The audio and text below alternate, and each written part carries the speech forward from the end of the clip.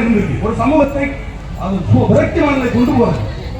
அன்பிற்குரியவர்களே, முஸ்லிம் சமூகம் அந்த பாதையிலே நம்முடைய அந்த அணுகுமுறை இந்த அறிவுரை நல்லதுக்கு அது கிடையாது.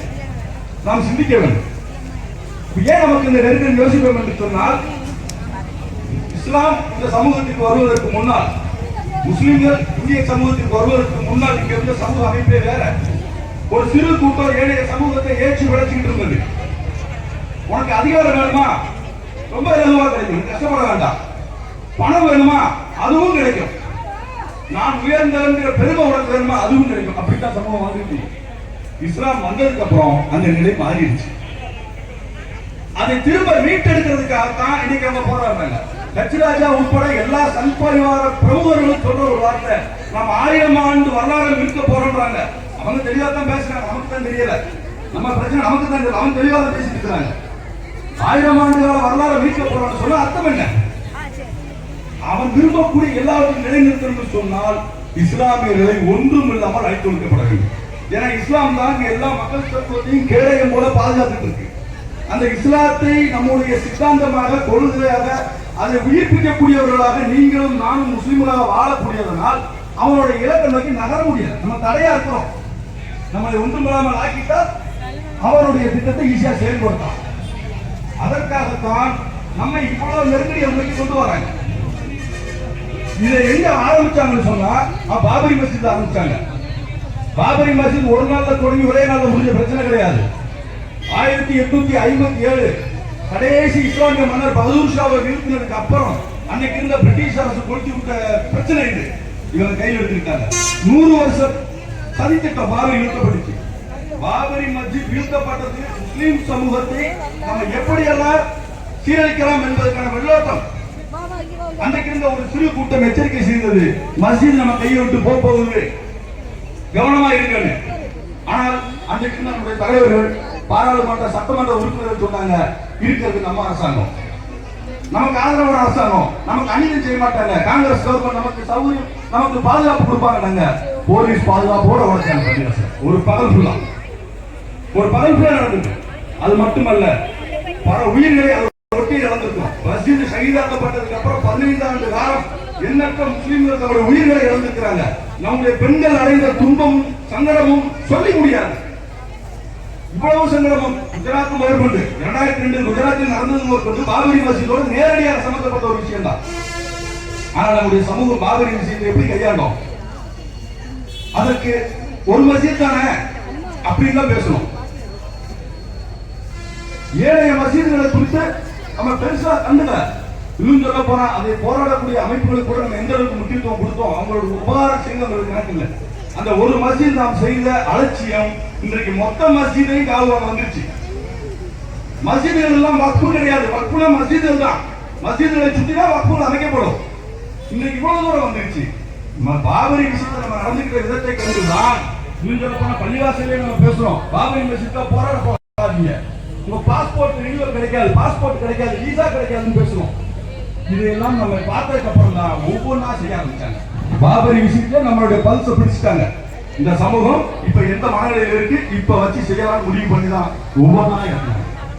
இது தொடர்ந்து நடக்குமே. ஆனால் அவன் கடைசியா வந்து பார்த்த இடம் முஸ்லீம்கள் இஸ்லாத்தை விட்டு வெளியே போகணும், இல்லைன்னா ஒண்ணுமிடாம போயிடும். நல்லா பாதுகாப்பு. இந்த நிலையில் நம்ம கூட நிறுத்துறான்னு சொன்னா அப்ப முஸ்லீம்களுடைய நிலை என்ன? அவ்வளவுதானா? முடிஞ்சிருச்சா? அப்படின்னா அப்படி கிடையாது. அல்லாஹ் ஒருபோதும் நம்மளை கேவலப்படுத்த மாட்டான். நம்ம இழிவான நிலையில் ரப்பல் ஆலமீன் ஒருபோதும் நம்மளை வைக்க மாட்டான். அவன் நமக்கு நிச்சயம் உதவி செய்வான். ஆனால் அதற்கு நாம் தகுதி உள்ளவர்களாக மாறணும். நாம் நம்முடைய ஈமானை நிரூபிக்கணும். சோதனைகள் என்பதே ஈமானை சோதிக்கத்தான். அந்த சோதனைகளில் நம்முடைய ஈமானை நிரூபிக்கணும். நிரூபிக்கப்பட்ட ஈமானுக்கு தான் அல்லாஹ் இடத்தில் பரிசு உண்டு, கண்ணியம் உண்டு. அப்ப நம்முடைய ஈமானை எப்படி நிரூபிப்பது? குர்ஆன் சூரா அல்-பக்ரா 153 வசனம் சொல்லும், யா அய்யுஹல்லதீன ஆமனூ இஸ்தஈனு பிஸ்ஸப்ரி வஸ்ஸலாத்தி இன்னல்லாஹ மஸ்ஸாபிரீன். ஈமான் கொண்ட நல்லடியார்களே, பொறுமையை கொண்டும் தொழுகை கொண்டும் நீங்க அல்லாஹ் இடத்தில் உதவி கேளுங்கள், நிச்சயமாக பொறுமையாளர்களோடு அல்லாஹ் இருக்கிறான். அப்போ வெற்றி வருவதற்கான தகுதியாக அல்லாஹ் சுப்ஹானஹு வ தஆலா குர்ஆன் மூலமா நம்மளை பொறுமையாளர்களாக இருக்க சொல்றான். இந்த பொறுமையாளர்களாக மாறிட்டோம்னு சொன்னா அல்லாஹ் வெற்றி தருவான். அப்ப அந்த பொறுமைனா என்ன? ஒரு கேள்வி வருது இல்ல? அல்லாஹ் சொல்லக்கூடிய பொறுமை என்ன? நடக்கிறதெல்லாம் விதியே சகிச்சுக்கிட்டு புலம்பிட்டு இருக்கிறதா? அதுக்கப்புறமே முஃபஸ்ஸிரீன்கள் விளக்கம் சொல்றாங்க, குர்ஆனுக்கு தஃப்சீர் சொல்லக்கூடிய முஃபஸ்ஸிரீன்கள் விளக்கம் சொல்றாங்க, எந்த ஒரு இழப்பு வந்தாலும் சரி, உயிரை கொண்டோ பொருளை கொண்டோ உடமைகளை கொண்டோ எதை கொண்டு நீ என்னை சோதித்தாலும் சரி, என்னுடைய கல்வி நீ ஆட்ட முடியாது, என்னுடைய ஈமானை நீ அசைக்க முடியாது. அந்த உறுதியை அவங்களுக்கு காட்டணும். உஹதுல ரசூலுல்லாஹ் அந்த உறுதியை, நீ ஹிஜாப் போடக்கூடாது, உடைய பெண்கள் ஹிஜாப் அணியக்கூடாதுன்னு சொல்றியா, கண்டிப்பா அணிவோம். மாட்டுக்கு சாப்பிடக்கூடாதுன்னு சொல்றியா, அதை மட்டும்தான் சாப்பிடுவோம். மஸ்ஜித்ல கொல்லக்கூடாதுன்றியா, சிறுபிள்ளை கூட கூட்டு போவோம்.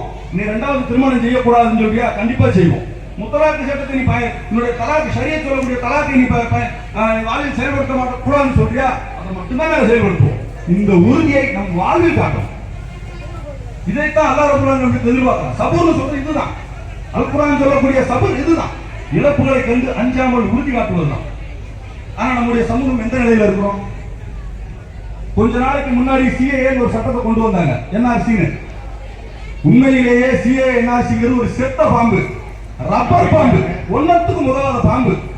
ஆனால் அதை காமிச்சு நம்ம சமூகத்தையே ஒரு 5 மாசம் அவரால் பதட்டத்தில் வைக்க முடிஞ்சது. 5 மாசம் பதட்டத்தில் வைக்க முடிஞ்சது. போட்டோஷாப், எது செய்தி, எது வதந்தி, எது உண்மை, எது பொய், எதுவுமே தெரியாமல் இந்த சமூகங்கள் அதையே பார்த்து. ஆனால் நடந்தது என்ன? அந்த பதட்டம், அன்பிற்குரியவர்களே, இது ரசூலுல்லாஹ்க்கே நடந்திருக்கு. சிஏஏ வரக்கூடாது நம்ம நினைக்கிறோம்ல, இது ரசூலுல்லாஹ்க்கே நடந்திருக்கு. உஹது கனவா, அபூதாலிப் கனவாயில ரசூலுல்லாஹ்வே 3 வருஷம் வச்சாங்க. ரசூலுல்லாஹ்க்கு சிஏஏ வந்தது. அந்த அந்த நிலையில ரசூலுல்லாஹ் தன்னுடைய நேசத்துக்குரிய மனைவி இறந்தாங்க. தன்னுடைய அரணாக இருந்த தன்னுடைய சிறிய அபூதாலிப் இறந்தாங்க. அந்த நிலையிலும் ரசூலுல்லாஹ் உணவுக்கு கஷ்டப்பட்டாங்க. வரலாறு எல்லாருக்குமே தெரியும். படிப்பினை என்னன்னு சொன்னால், அந்த நிலையில தான் ரசூலுல்லாஹ் தாயிஃபுக்கு மக்களை அழைக்க போனாங்க. தாயிஃப்ல ஒன்றும் ரத்தன கம்பளம் வச்சாலும் ரசூலுல்லாஹ் யாரும் வரவேற்கல. நமக்கு படிப்பினை அதுதான். எவ்வளவு இழப்புகள் சரி, நம்முடைய ஈமானை இழக்கக்கூடாது. நம்ம எதிர்பார்க்கிறது அதுதான். அவன் எதிர்பார்க்கிறது அதைத்தான். நம்ம அதை ஒருபோதும் செய்துவிடக் கூடாது. அன்பிற்குரியவர்களே, இறுதியாக நான் ஒன்றை சொல்லி முடித்துக் கொள்கிறேன். நம்முடைய நிலை இப்போது அஹ்ஸாபோடு ஒப்பிடக்கூடியதா இருக்கு. வரலாற்று ஆசிரியர்கள், மார்க்க அறிஞர்கள் சொல்றாங்க, அஹ்ஸாபோட இந்திய முஸ்லீம்கள் சூழல் இருக்கு. ஏன்னா அவன் அந்த சட்டத்தை கொண்டு வருவதன் மூலம் நேரடியாக அவனுக்கு நமக்கும் பிரச்சனை. ஆனால் இதை கூறி முஸ்லிம்களை எதிர்ப்பதால் யாராருக்கெல்லாம் பலன் இருக்கோ அவங்களை எல்லாம் ஒன்று சேர்க்கிறான். முக்கியமா கார்பரேட் முதலாளிகள் இன்னும் எத்தனையோ பேரை சேர்க்கிறாங்க. இதையெல்லாம் எடுத்து அதே அஹ்ஸாப்ல ரசூலுல்லாஹ் காட்டிய உறுதியை நம்ம காமிக்கணும் என்று சொல்ல அல்லாஹ் நமக்கு நிச்சயம் உதவி செய்வான். இந்த சமூகத்தில் நாம் ஒன்றை நிறைவு கொள்ள வேண்டும். அன்பிற்குரியவர்களே, மூசா அலைஹிஸ்ஸலாம் அவர்களை நோக்கி அல்லாஹ் நீங்க பிரவனை பார்த்து பிரவனிட்ட போய் பேசுன்னு சொன்னான். நீங்க சூரா தாக 20வது அத்தியாயத்தை எடுத்து பார்த்தீங்கன்னு சொன்னா பிரவனை குறித்து அல்லாஹ் தஆலா பேசுவான். மூசா அலைஹிஸ்ஸலாம் அதோட அத்தாட்சியை காமிச்சதுக்கு அப்புறம் நீங்க போய் பிரவனை பேசுங்க. பிரவனை குறித்து மூசா அலைஹிஸ்ஸலாம் நல்லாவே தெரியும். ஆனா மூசா அலைஹிஸ்ஸலாம் பிரச்சனை வரக்கூடாதுன்னு கேட்டார்.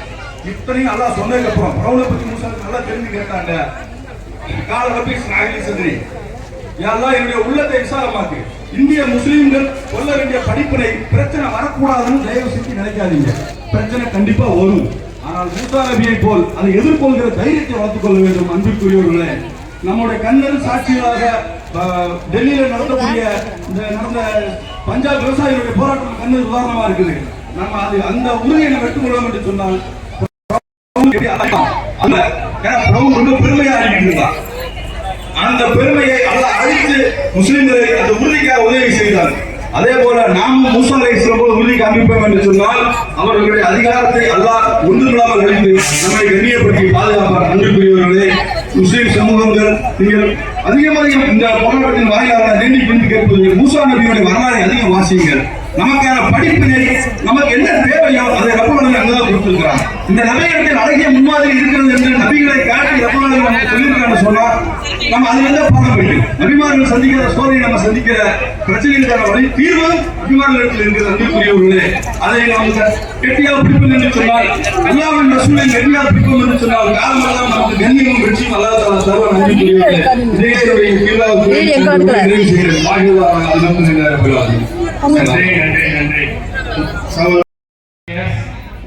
தேவையான வாட்டர் பாட்டில்களை அவர்களுடைய இடத்திற்கு கொண்டு வந்து கொடுப்பார்கள். நீங்களும் சற்று பொறுமையாக இருந்து வாங்கிக் கொள்ளுங்கள். தயவு கூர்ந்து இது சொல்லக்கூடிய விஷயங்களை செவிதார்த்தை கேளுங்கள். ஒன்றிய அரசு ஒன்றிய அரசே பாஜக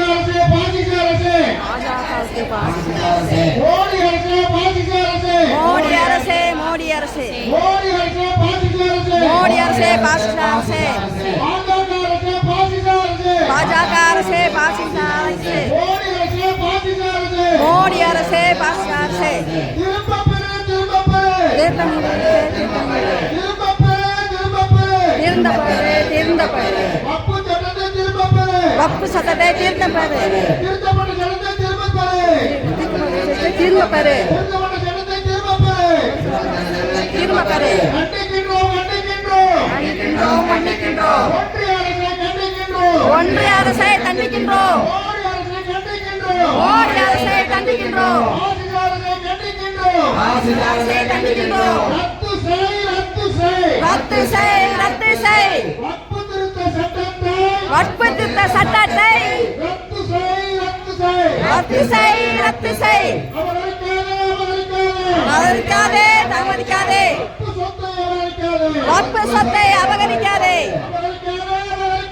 அவமதிக்காதே அவமதிக்காதே வப்பு சொத்தை அவமதிக்காதே வற்பு சொத்தை அவமதிக்காதே இறைவன் சொத்தை அவமதித்தால் ஏன் சொத்தை அவமதித்தால் அழிவடிச்சியம் வராதே இறைவன் சொத்தை அறிவித்தால்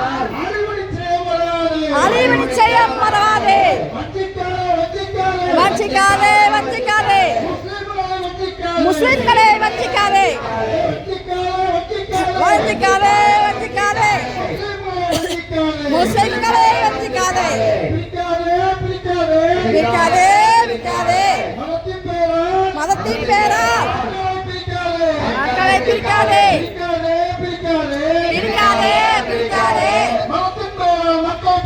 மதத்தின் பேரால் மக்களை பிரிக்காதே வேறறுப்போம் வேறறுப்போம்